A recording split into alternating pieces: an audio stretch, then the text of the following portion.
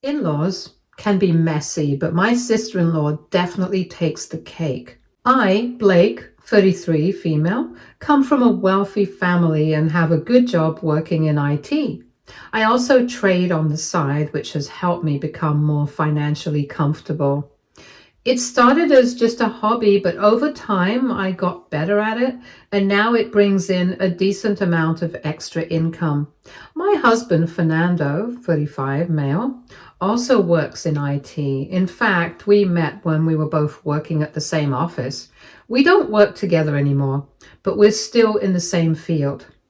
When it comes to our jobs, we earn almost the same, but because of my family background and trading, I have a pretty comfortable financial cushion. I wouldn't say I'm rich, but I don't stress about money the way some people do. A few years ago, I used some of my savings to buy a beach house. It wasn't a crazy mansion or anything, but it was in a great location, right by the water, and had that perfect, peaceful vibe. I didn't buy it to rent out or make money off it. I just wanted a place to escape to when life got too hectic. Over the years, I've let friends and family use it for vacations, and it's never been a big deal. Now, this is where things get interesting. Fernando has a younger sister, Sofia, 22, female. She and I have always gotten along pretty well. We're not super close, mostly because there's a bit of an age gap and we have very different personalities, but I wouldn't say we've ever had any major issues. She's the type of person who likes nice things and she has expensive taste. But the problem is she doesn't actually have the income to support her lifestyle. She works as an esthetician, and which is a good job, but not exactly one that allows for constant designer shopping sprees. She has a habit of maxing out her credit cards and then paying them off just enough to use them again. It's this never-ending cycle where she's always spending more than she can afford. But somehow she never really seems worried about it. When Sofia got engaged, she went all out, and I mean all out. Big venue, designer dress, fancy decorations, the whole 9 yards. I knew she didn't have the money for it, but her parents were helping with the costs, and I assume her fiance was contributing too. Speaking of her fiance, I honestly don't know much about him. He works in sales, but that's all I know. We've met a few times and he seems polite enough, but we've never had any real conversations. Sofia always made it seem like he was the one, and that was that. So I just smiled and nodded whenever she talked about him. Anyway, when she asked me to be one of her bridesmaids, I was a little surprised. I mean, we get along, but I wasn't expecting to be part of the wedding party. Still, I accepted because it felt like the polite thing to do. The wedding planning was a lot. Sofia was very particular about everything, and it was clear that money was becoming a problem. She would complain about how expensive things were, but instead of cutting back, she'd just sigh dramatically and find a way to justify the cost. Then one day I heard through Fernando that Sofia and her fiance weren't planning on going on a honeymoon, not because they didn't want to, but because they simply couldn't afford it after spending so much on the wedding. I thought about it for a bit and decided that as a wedding gift, I let them use my beach house for a weekend. It seemed like a nice, thoughtful gift, and I knew Sofia would love it. When I told her, she was ecstatic. She hugged me and kept saying how perfect it was. She even talked about how she'd always dreamed of having a honeymoon somewhere by the water. I felt good about it, thinking I had done something nice that would make their wedding experience a little more special. So issues began at her bachelorette party. I had already decided that I'd cover the bill for the night. Most of Sofia's friends were either unemployed or still in college, and since I was the oldest one there, it just made sense. I wasn't expecting anything crazy, just a nice dinner followed by some dancing at a club, nothing too extravagant. Dinner started off fine. The restaurant was one of those trendy places with dim lighting, overpriced cocktails, and tiny portions. You know the type. Everyone was in high spirits, laughing, drinking, and taking a million pictures for Instagram. I wasn't super close with most of the girls there, but I was being friendly and making small talk. It was one of those situations where you just go with the flow. Then, right as we were finishing up dinner, I got a notification. It was from my security system saying that the smoke detector in my house was going off. My heart nearly dropped. Fernando wasn't home. He had gone out with some friends, and I happened to be closer to the house than he was, so I had no choice but to rush back and check on things. Now, I obviously wasn't just going to leave the group hanging. Since I had already promised to cover the bill, I took out my credit card and handed it to Sofia's maid of honor, Emilia, 22, 23, female. I don't actually know her exact age. I told her to use it to pay for dinner and make sure she understood before I left. I practically ran out of the restaurant, my mind racing with all the worst case scenarios. What if the house was actually on fire? What if something had gone horribly wrong? What if I lost everything? It was a terrifying few minutes. Thankfully, when I got home, it turned out to be a false alarm. No smoke, no fire, nothing. The security system had just freaked out for no reason. At that point, I was already back home and it was super late. I was exhausted from the stress of the whole situation. So I decided to just stay home instead of rushing back to meet the girls. I figured they'd be fine without me and the night would go on as planned. I didn't think much about my card after that. I figured I'd just get it from Emilia the next day I saw her. It wasn't a big deal, and honestly, after the stress of the false alarm at home, I just wanted to relax and move on. The next day, everything was normal. I woke up, made some coffee, got some work done, and went about my usual routine. I wasn't even thinking about the bachelorette party anymore. And then around 5 p.m., I got a notification on my phone. It was from my bank. A charge for $3,000 had been made on my card at Sephora. For a second, I just stared at it, trying to process. I remembered that I had given it to Emilia. I immediately called her, already feeling my blood pressure rise. She told me she had given the card to Sofia. That didn't make sense. Emilia was supposed to hold on to it and use it just to pay for dinner. I didn't understand why she would hand it over to Sofia. But at that moment, I didn't have time to argue. I needed to find out what was going on with my card. I called Sofia right away. No answer. I called again. Still nothing. At this point, panic was setting in. I had no idea if my card was still being used. What if someone else had it? What if more charges were about to come through? I wasn't going to sit around and wait to find out. I called my bank immediately and reported the charge as fraud. They blocked my card right away, which was a relief, but I was still seething. About an hour later, Sofia finally called me back and she sounded completely normal, as if nothing had happened. When I asked about my card, she casually said that she had it. And when I brought up the $3,000 charge at Sephora, she acted like it was no big deal. She said she had used it to buy some things for herself, assuming that I wouldn't mind. Apparently, since I had been covering the cost of the bachelorette party, she thought this was just an extension of that. I was absolutely stunned. The way she brushed it off like it was just a fun little shopping spree made my blood boil. She even laughed about it, saying that since I was financially comfortable, it wasn't a big deal. She didn't seem to grasp the fact that taking someone's credit card and spending thousands without permission is fraud. I told her we were going to talk about this in person.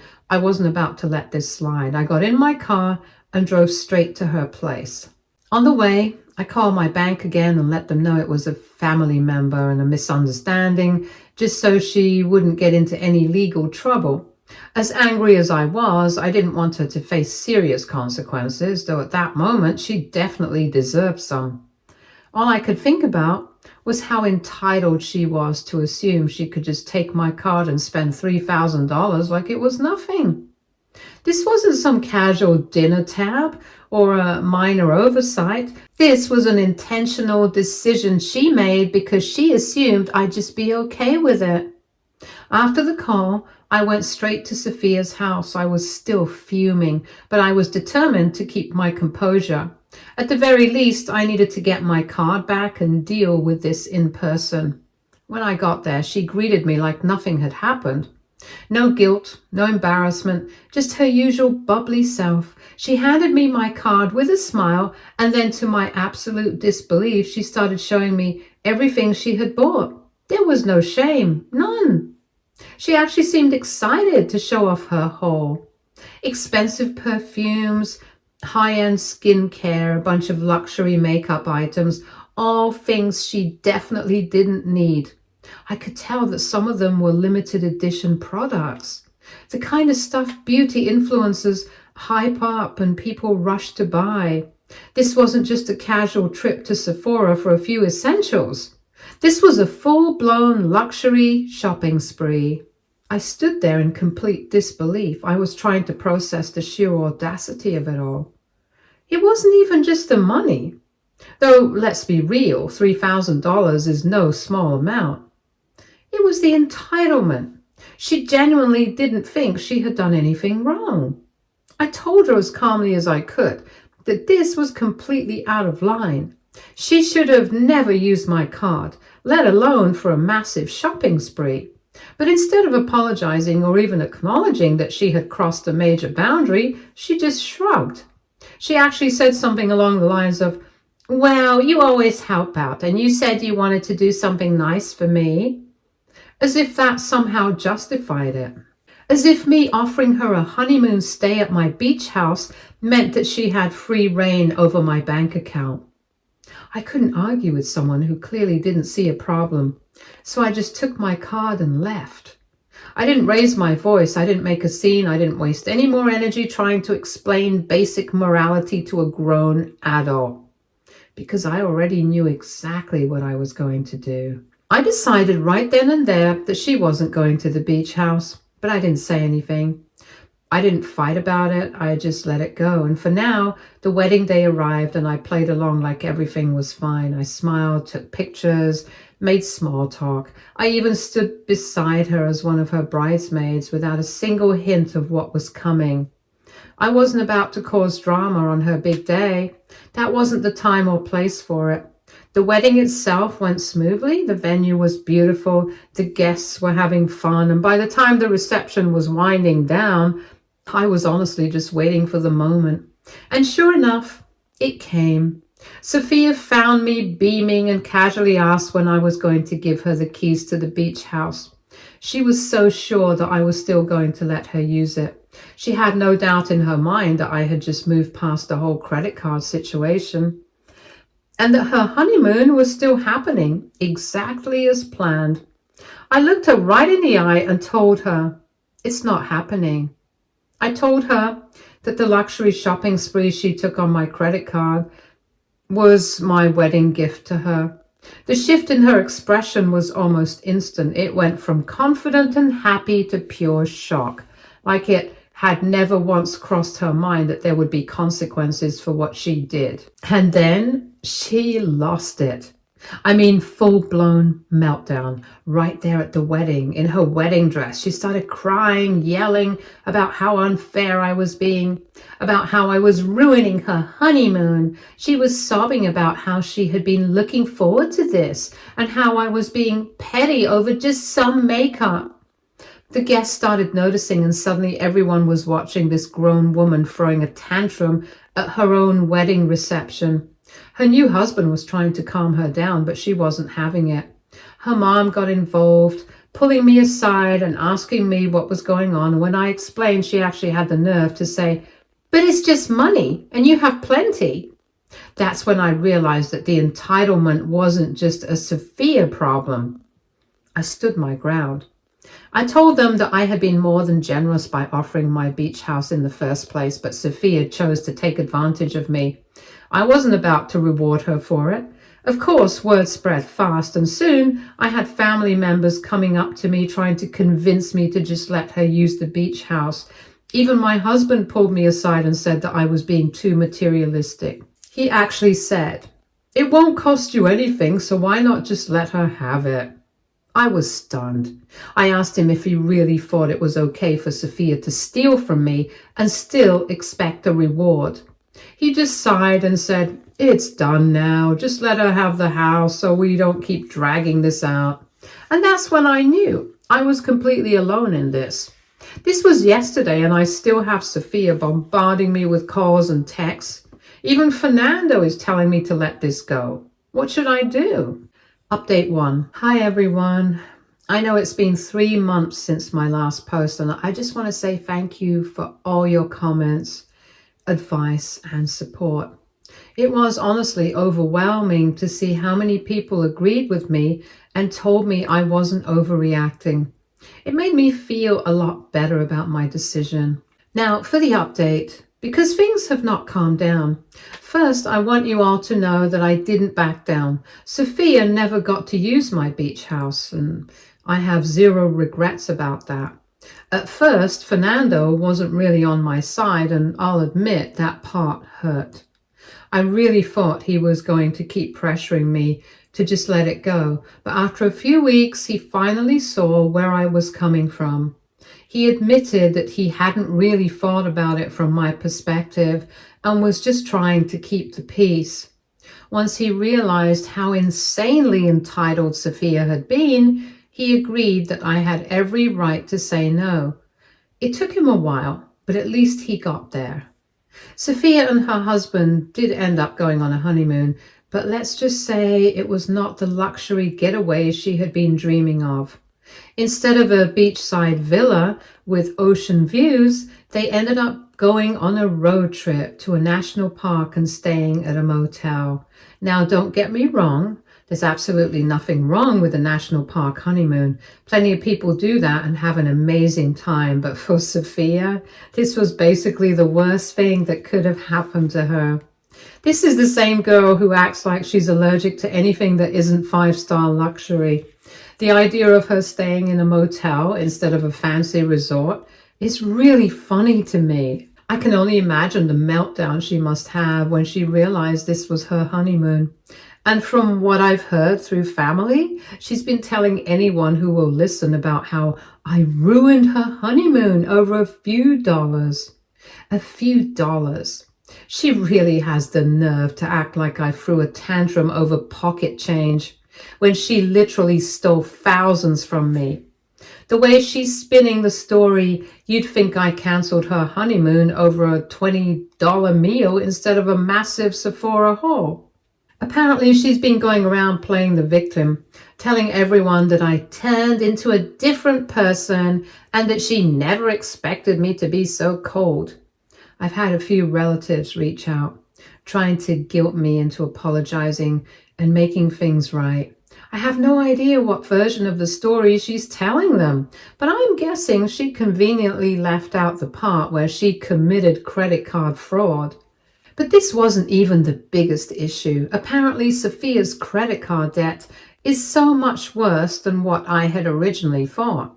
Like, I knew she was bad with money, but I didn't realize just how deep she was in the hole. And the worst part was that she didn't tell her husband. He had no idea how much debt she was sitting on until just a few weeks ago. She basically just didn't mention it before they got married. I guess she thought he wouldn't find out. Or maybe she planned on magically fixing it somehow before he noticed. I have no clue what her thought process was. But now he knows. And unsurprisingly, he's not happy. From what I've heard, things are really bad between them right now. They're fighting a lot, and from what one of our relatives told me, it looks like they might have to move out of their apartment because they can't afford the rent and pay off her debts at the same time. The place they're living in isn't even anything crazy. It's just a regular 2-bedroom apartment, not some luxury penthouse. But the problem is that Sofia lives way beyond her means. and clearly thought she could keep doing that after getting married. But now that her husband is seeing the reality of the situation, he's not on board. I honestly feel bad for him. I barely know the guy, but I can only imagine how blindsided he must feel. I mean, can you imagine thinking you're starting a stable life with someone, only to find out that they're buried under a mountain of debt that they didn't even warn you about? That's rough. I don't feel bad for Sofia because this is her fault. Honestly, before the whole credit card theft incident, I probably would have helped her. I mean, I wouldn't have given her money, but I definitely would have set up some kind of loan so she could at least avoid those ridiculously high interest rates. I know how bad credit card debt can get, and I would have been willing to help her in a way that made sense. But after what she did, I can't help her. I won't. Not after she stole from me, not after she acted like it was no big deal, not after she spent months trashing me to anyone who would listen just because I didn't let her use my beach house. Update 2. Hi everyone, I know it's only been 2 days since my last update, but things just keep unfolding and honestly, I need to vent. Because, oh my God. So, as expected, Sofia and her husband had to leave their apartment. They couldn't keep up with the rent while also dealing with her insane debt. And guess where they ended up? Lucia's, 56, female, house. They moved in with my mother-in-law. Now, I need to give a little background on Lucia for this to really make sense. Lucia is very particular. She is the type of person who has her routines, her space, her way of doing things. She's not the warm, fuzzy type. And she doesn't really like people messing up her house. She likes order. So the fact that she's letting both of them move in is huge. I'm pretty sure she only agreed because at the end of the day, Sofia is her daughter. No matter how much of a mess Sofia makes, Lucia will always try to help her clean it up. This is a disaster waiting to happen because Lucia isn't the type to just quietly deal with things. If Sofia starts pulling her usual nonsense like buying things she doesn't need, making excuses or acting entitled, Lucia will call her out. And knowing Sofia, she's not going to take that well. Honestly, this whole situation is even worse than I thought because on top of her massive credit card debt, turns out Sofia also took out a personal loan to cover wedding expenses. I have so many questions. How? How did she even get approved for a loan with her credit history? How did she think this was going to work? How was she planning to pay it back after maxing out her credit cards? I mean, at some point, logic has to kick in, right? At some point, a person has to look at their finances and say, okay, maybe I shouldn't be spending thousands of dollars on unnecessary stuff. But no, Sofia just kept spending, and now she and her husband are back at square one, living with Lucia and trying to get their credit card situation under control. I don't know what their plan is, but I have a feeling it's not a very good one. Update 3. Oh my God, you guys, I just had to share this.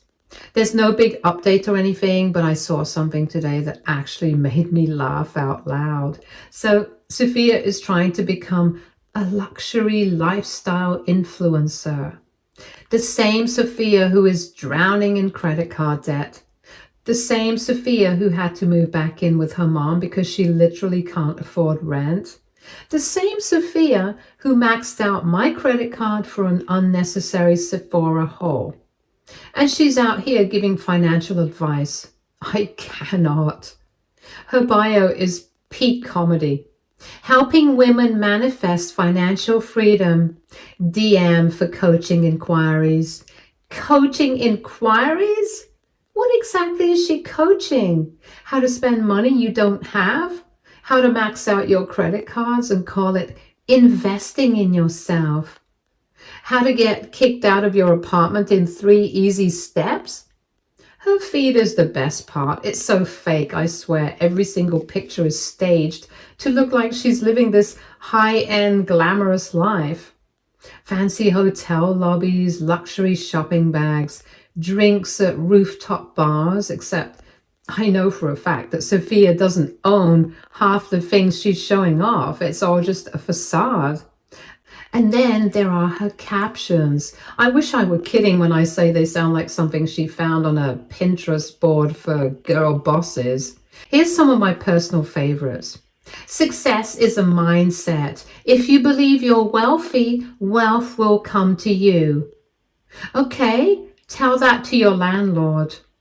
I built my empire from nothing. No handouts, no luck, just pure hustle. Built what empire? The empire of unpaid bills and bad financial decisions? Stop living paycheck to paycheck. DM me to learn how you can afford the lifestyle you deserve. I literally had to sit down when I read this one. Girl, you don't even have a paycheck right now. You live with your mom. What exactly are you teaching people? I honestly don't know whether to be angry or just impressed by the sheer delusion. Like, how do you preach financial freedom when you're one missed payment away from a financial disaster? I showed Fernando, and even he couldn't defend her this time. He just sighed and was like, well, at least she's trying something. Trying what exactly? Scamming people into thinking she's rich? Anyway, I'll be keeping an eye on this nonsense because I have a feeling it's only going to get funnier from here. Update 4. Hey everyone, it's been 6 months since my last update, and honestly, not much has changed, but I figured I'd check in since some of you might still be curious about what's going on. So here's the rundown. Sofia is still living with Lucia 6 months later, and she's still in her mom's house. No surprise there, honestly. Lucia hasn't said much to me about her either, which is probably a bad sign. Knowing her, she's already tired of having Sofia in her house. I wouldn't be surprised if she started dropping hints for Sofia and her husband to leave soon. I don't think Sofia has much of a choice at this point. From what I've heard, her debt is still a mess, but at least she's finally doing something about it. Apparently she's on a complete shopping ban. I nearly passed out when I heard that. Sofia not shopping? That's like saying the sun isn't going to rise tomorrow. But yeah, it looks like she's finally realized she can't keep living in a fantasy world. No more random Sephora hauls. No more treating herself with money she doesn't have. No more pretending to be rich on Instagram. It's about time. She even took up a second job waitressing. I did not see that one coming. Sofia is working a customer service job? Sofia, who once said she could never work in a restaurant because she hates taking orders from people. I would pay good money to see her trying to stay polite while someone sends their food back.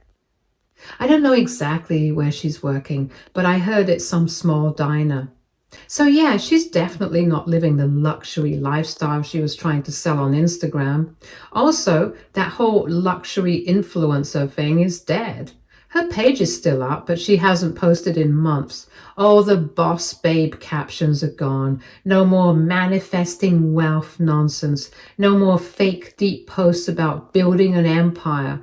It's like she's pretending that whole phase never happened. I guess reality hit her like a truck. We are still not on speaking terms. We haven't talked since the wedding drama. I don't hate her or anything, but I also don't see any reason to reach out. She made her bed and now she has to lie in it. To be honest, I feel a little bad for her. Not bad enough to help her, but still. It can't be easy going from spending thousands on luxury shopping sprees to waiting tables and living with your mom. I hope she's finally learning something from all this. From what I heard, she's also trying to sell off some of her designer stuff. Bags, perfumes, maybe even some of the things she bought with my credit card. She probably realized that a Gucci bag isn't going to pay her bills. That's pretty much it for now. If anything major happens, I'll update again. But for now, Sofia's luxury lifestyle era is officially over. Stay tuned for more stories from our girl relationships.